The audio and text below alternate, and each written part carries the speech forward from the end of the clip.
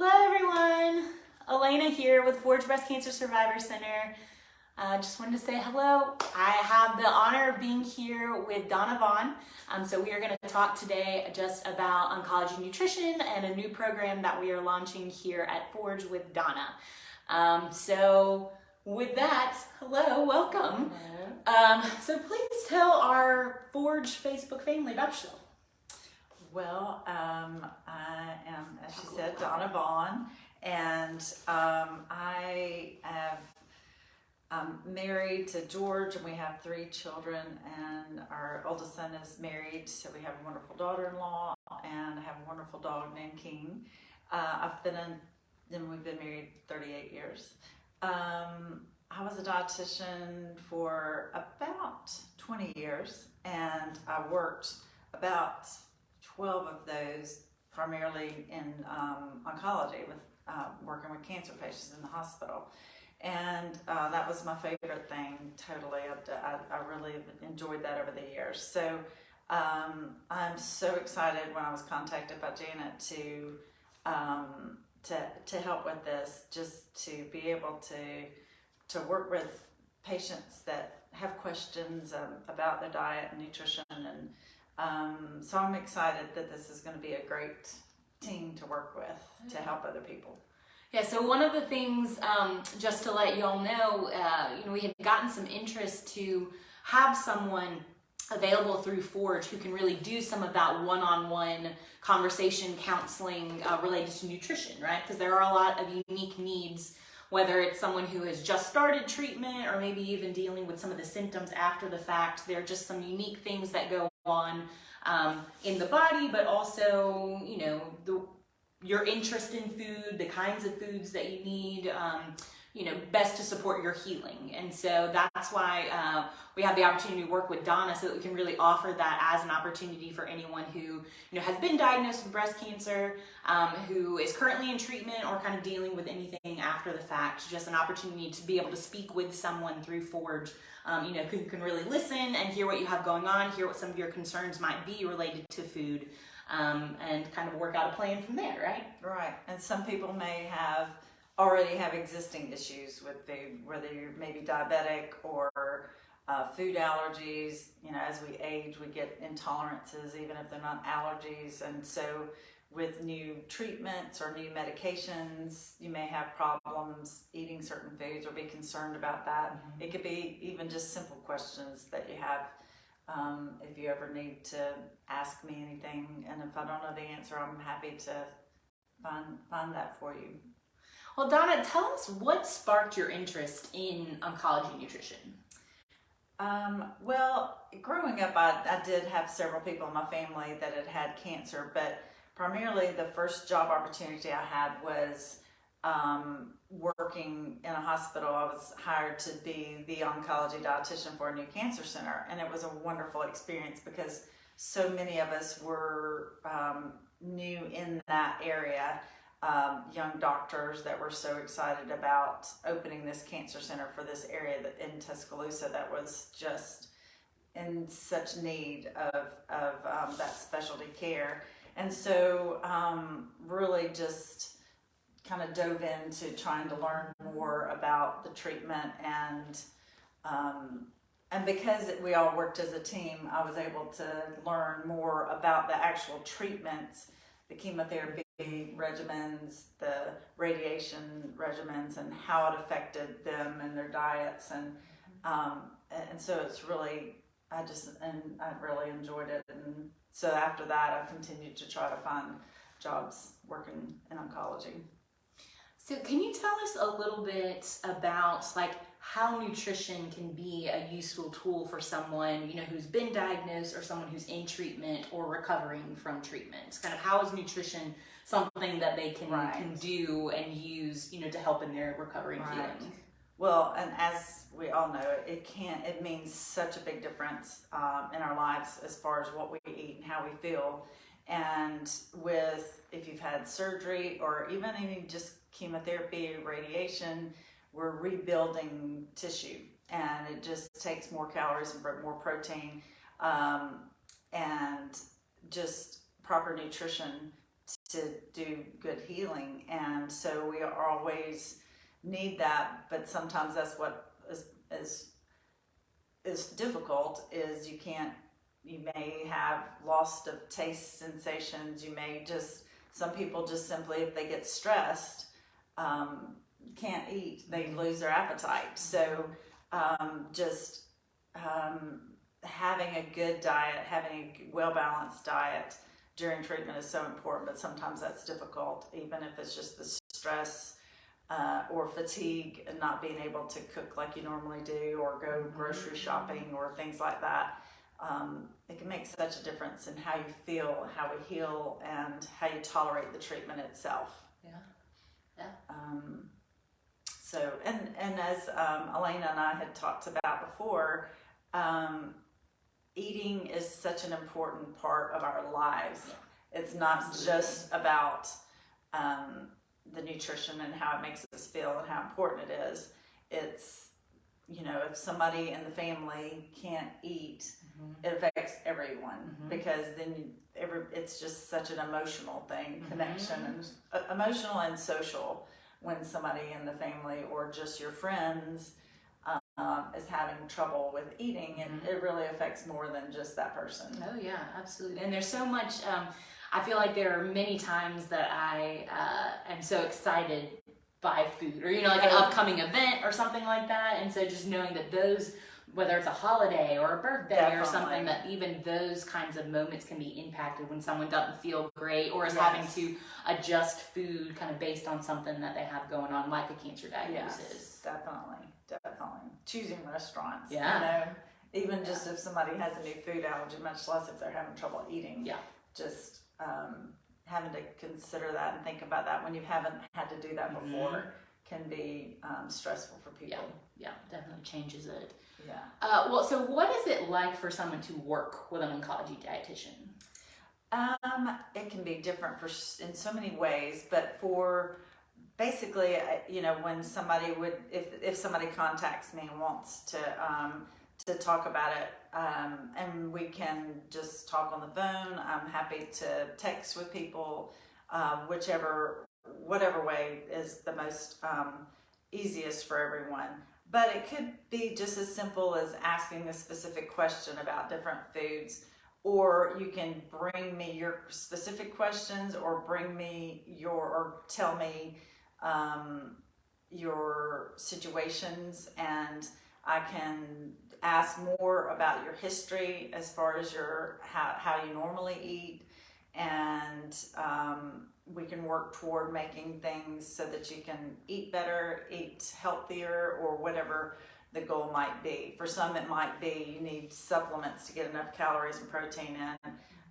Some people after treatment have gained weight because of hormonal effects, and so it can be trying to help you find a well-balanced diet that can help you in any way, but asking me questions and not feeling inhibited. I'm not a perfect eater. None of us are, but especially I'm not. So I don't want anyone to feel like, oh, she's perfect, and I don't want to tell her the truth about what I really eat.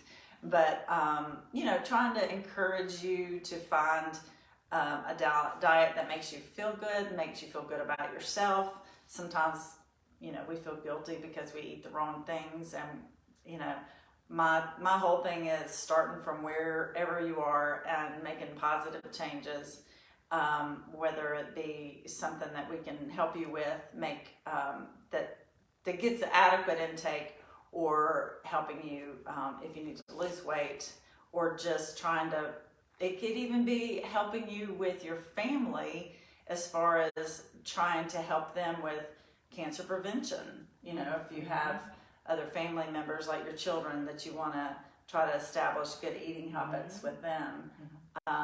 But mainly just we can sit down, have a written information if you want. I have lots of materials that I could, resources, the written things, books, handouts, anything like that we can work toward helping you achieve goals of whatever issues you're having, or problems or questions. Yeah. Does that make sense? Yeah, absolutely. And maybe we should add some books to the Forge library. That's probably a good idea. That's a great idea. But I love that it's a conversation without judgments. Because I mean, every time you go to the doctor or you have an appointment or something like this, it is, you fudge the truth maybe a little bit because you don't want to be judged. But I like that this is truly kind of where you are. And I've heard that nutrition very much so. I mean, you could change your diet tomorrow radically, but it's a long game. Definitely. Right, so it's not like you make one change and all of a sudden, everything is perfect, but it's about making those kinds of consistent changes, things that make you feel good, things that are going to help kind of replenish what you might be missing because of treatment or, because you don't feel well or fatigued or whatever it is.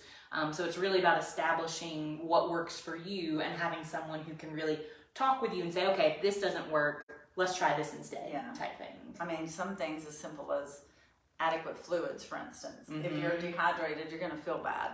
Sometimes I get a headache and I'm like, I probably haven't had enough fluids today. I wonder if that's it. It could be simple things that you just don't realize because you've got so much else going on if you're getting treatment or even after treatment with medications, with side effects and stuff. You just may be skipping out on something simple that you just haven't thought of. Because you're overwhelmed with other things. So just balancing everything out, but it can make a big difference in how you feel. Yeah, absolutely. Well, and one of the things that Donna will be working on with Forge, right, is in a one-on-one kind of work with someone. So, as you mentioned, whether it's the individual who's had a diagnosis or maybe it's a primary caregiver of yours, because maybe you're not feeling very well, but your spouse, your sibling, your child, can have these conversations and be able to help adjust your food, if they're ones who are creating it. But very, very much so, there's kind of a personalized element to it, right? Kind of the one-on-one. But are there any kind of general recommendations that you can make to someone who might not be ready to reach out to you? Who might be a little nervous to reach out. Treatment or after treatment, either way. Really just, a well-balanced diet. There's so many things out there on the internet and other places, books and stuff that have kind of wild or different ideas, or you have to do this and you have to do that. And I think just eating a well-balanced diet with lots of fruits and vegetables, and some people I know don't eat meat at all, which is great, but you got to work on getting proteins in. But so just eating a well-balanced diet, plenty of fruits and vegetables, plenty of fluids. Exercise is so important for all of us. And so, even if it's just walking, if you can, if you can tolerate the exercise, but eating just a well-balanced diet with lots of fruits and vegetables again. And a lot of people have questions about things like soy, for instance. Positive, there's a lot of different information out there on pros and cons. So just talking to, there's flaxseed, there's all these other different kinds of things that people want to push. But if you're having a difficulty eating, the main thing is just eating a well-balanced diet and trying to find things that you can tolerate and within your budget. That's another thing that recently I've thought of. Food cost has gotten so expensive that, as I say, eat increased fruits and vegetables. Those are some of the things that cost a lot that people tend to back off of when you're trying to watch your food budget. So just, and I hope that I can help anybody that has questions or problems with that we could work around trying to find things that are affordable, that, are easily accessible to find. Yeah, because eating more like fruits and vegetables doesn't mean that eat all these raw vegetables or anything, right? Like you don't have to sacrifice taste or flavor kind of in an effort to eat the ones well. that you tolerate and that you like. And, if you're trying to cook for your family as well as yourself, and have, young children or people that just have dislikes. I know sometimes I tend to feel like I'm cooking so many different things to make everybody happy. But trying to find things that you like and trying to find things that you can tolerate and that you're affordable, and it's overwhelming sometimes. Yeah. It really is. And again, it doesn't have to necessarily, well, someone would get to talk with you, right, and kind of figure out what those steps are, but it isn't a, like, I eat this one day and I completely change everything the next day. It's a gradual process. It really is. Yeah. You know, just making small changes over time. And if you do make small changes over time, it does become habits. You know, we're all going to fall back into bad habits if you make positive changes. None of us are perfect. We're not going to eat perfectly. But there are a lot of things too, like we're on Facebook Live. There's a lot of good dietitians that are food bloggers that have really good, there's one I know that does, you know, cooking classes and stuff. And that she's has a young family, but her main thing, for instance, is maintaining a well-balanced diet. You don't have to eat perfect all the time, and we are not all going to be a perfect size, and to try to dispel myths of nutrition. So there's a lot of good stuff. There's a lot of crazy stuff out there, but there's a lot of really good stuff out there that resources that are good that I'm happy to share with you. Yeah. And like Elena alluded to too, sometimes it could be family members that call me. I don't have to talk to the client, because sometimes you don't want to talk about food if your diet, if your appetite's not good, you just don't even want to talk about it. Yeah. What about for so Forge is here not only for the individual who has experienced a breast cancer diagnosis, but for their loved ones. And obviously, if you have a loved one who has been diagnosed, not only are you concerned for them and want to help and find ways, to be able to support them, but you might, especially if you're a blood relative, get a little nervous for yourself or just wonder what your risk might be. And Forge is here for anyone who's been impacted by breast cancer. But I'm wondering, Donna, do you have any thoughts for someone who might be higher risk for breast cancer because of a family history or maybe genetics or something? Like, are there nutrition tips that you could provide? Again, I know it's very personalized, but like at a high level, are there things that someone who is nervous to face cancer maybe in the future because of family history, things that they can be doing from the prevention side that might help? The American Institute for Cancer Research has done a lot of extensive research over the years, of course, and some of the main things is a well-balanced diet, limiting alcohol, limiting sugar, highly sweetened beverages, really eating lots of fruits and vegetables is one of the big things, healthy grains, and of course they don't say no red meats, but just limiting the amount of red meats in our diets. I was trying to think of some of the others. My mind is kind of blank right now, but those are the main things. It's just eating healthy and trying to get some of the supplements are good. I know lots of times people are all into, I have friends that I take several supplements. But one of the things the American Institute for Cancer Research really emphasizes is eating the foods. We all do, of course. Encourages to eat the actual foods, not rely on the supplements that you think, oh, I get all the fiber I need because I'm, taking this fiber supplement. When actuality, the studies on it are the high fiber sources. Maybe the foods, like for instance, strawberries are a really good source of fiber, and blueberries, but it may not just be the fiber that's helping you prevent colon cancer, for instance. It could be what's in the fruits and vegetables that you're eating to get those.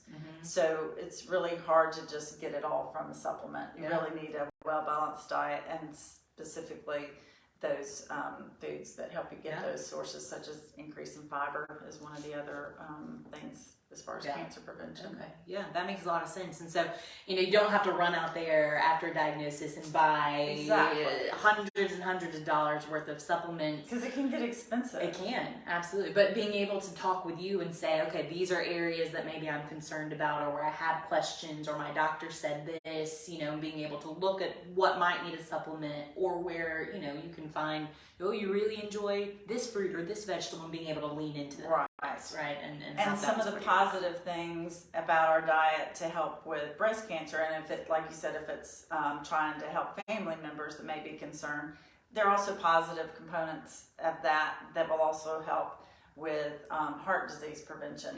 Women, I mean, that's our number one killer is heart disease, really. And so we don't have to think of it as being we're following a separate diet. It's a healthy diet, healthy lifestyle for different types of, you know, from heart and breast cancer and other things too. So, kind of, what are you hoping? This is maybe a funny question, but what are you hoping for? Kind of your work with Forge to be like? Just, you know, the work with the breast cancer community that we have here at Forge. What are you hoping for it to be? I'm looking forward to meeting people that, you know, will reach out to me and ask me questions. I'm hoping that I can really help people feel comfortable calling me anytime or contacting me, and I'm hoping it will also push me to find out more and help my own diet, you know, because anytime you're trying to influence somebody else, you got to kind of look in the mirror. So, but I'm really looking forward to relationships, honestly. I love meeting people and you know, learning about you and trying to help you at any level, whether it not just be diet, but there's lots of things that we can always, it's amazing meeting people and connections and how you can help people in small ways or big ways. Well, and it's so, like, you realize that there's a lot before the food gets to your plate. There are just like a lot of steps before that, and so being able to troubleshoot different things with people, again, it's not just what ends up in your mouth, but there's kind of the whole cultural process, the buying process, kind of all of those, and recognizing that that's all parts of making sure that you get the nutrition that you need. Yes. And I mean, a lot of us go out to eat. So it could be just, if you don't cook at all, it could be me trying to help find, you know, encourage you and show you different options of what to order in restaurants or, you know, takeout, or which foods to avoid, you know. So it can be that too. We all love to cook. So it's what's available out there. There's a lot of good stuff available out there now too. You know, to be delivered to your home. Healthy stuff. My daughter doesn't cook at all. I love to cook. My daughter doesn't cook at all. She lives in New York City and has all her foods delivered. If she's not eating out, she has a healthy meal delivered to her house, you know. And a lot of people do that, you know, or at least have them that you can cook yourself so you don't have to go get all the ingredients. I think all these types of companies that do this are great. There's a lot of good ones. And we have a lot of good local ones too. Oh, yeah. So, and that some of them that have dietitians working for them with their menus. See, I think that's again one of what we really hope that we're gonna, you know, get with partnering with Donna on this, is because there's so much information out there, and there's so much conflicting information out there, and when you're navigating something as complicated as cancer, whether it's your own diagnosis or family members or the fear of risk or recurrence or whatever it is, there are so many messages that are out there that say, do this, don't do this, because do that, or not this, and it's overwhelming, and it's important, and you have to eat, you know, like that. And so, you know, being able to talk with you, and for someone to, you know, be able to talk with someone, these are my concerns, this is, you know, what I need, and then being able to really come up with some ideas that they can implement. That's based on them, I think it's pretty exciting. Yeah, I'm excited. I'm excited. Really and no question is, there's no such thing as a dumb question. Please always feel free to ask me anything, because, you know, it, like she said, there's so much conflicting information out there. And there's so much that maybe you don't learn in school too. Oh my goodness. You know, about any of this, or maybe you learn some things and then, you know, decades pass and you think, oh, I don't remember how I memorized it for the test, but I have no idea how to apply it now. Well, and I graduated from college in 1984, then did my internship in nutrition. And what we learned about nutrition then and what's now is totally different. So much of it has changed. Nutrition is really a young science. It really didn't start until the 1920s. Oh, So when you think, so it's really not been that long. The nutrition and the study of nutrition and foods has been around, and it takes long-term studies to really show what works and doesn't work. So things change over time. So there may be something you heard 10 years ago that now it's been dispelled by other studies. So some of that I can help with and look into as well if you have questions about specific things that people will tell you. Yeah. There's always experts, right? Oh yeah. Family members and and I'm sure, any of y'all who are watching this video after the fact, you might be sitting there chuckling to yourself thinking, oh yeah, I've got that aunt, I've got that cousin, someone who's telling me exactly what I need to do and all of that. And some of it may be true, but some of it might not. Yes, I took my dog to a holistic vet, and the funny thing is the conversations that you get in the waiting room. Because everybody's an expert after they've been there. Oh man, Dr. Google as we call it. Yes. Well, Donna, this has been a pleasure. I hope that everyone has, just gotten a little taste of what it can be to work with Donna, to get more connected with Forge. Really the step for getting in contact with you is just contacting Forge. Whether you speak with Janet or Anna or any of our team members here, kind of the first step, if you're interested in this kind of one-on-one counseling, is to just get in touch with us, and then we'll go through whatever the steps are so that we can make that. It's not an official referral by any means, but just, hand off to Donna. And then it really sounds like you can work with individuals in all sorts of ways, whether it's phone. Y'all are more than welcome to come and sit in these very chairs that we've got here and meet at Forge, or meet for coffee and just sit down and have some conversations about anything that you have questions about as far as your diet. So we are very, very excited. Yes, Again, I'm so excited. So call us. Please, if anyone has any questions, anyone who caught this live, or maybe you're watching this after the fact, again, our website is www.forgeon.org. So it's FORGEON.org. And so from there, you'll be able to navigate, find any of our team member phone numbers or email addresses. And again, you can just call, tell us a little bit about what you have going on and that you're interested in working with Donna, and we will connect all the dots. And that's how it is. Great. So anyway, all right. Well, thank y'all for tuning in. Again, let us know if you have any questions, and I'm sure this was fun. So maybe we'll do another Facebook Live. Yes. Another I'll time. be better next time. Maybe. All right. Well, thanks. Bye, y'all. Thank you.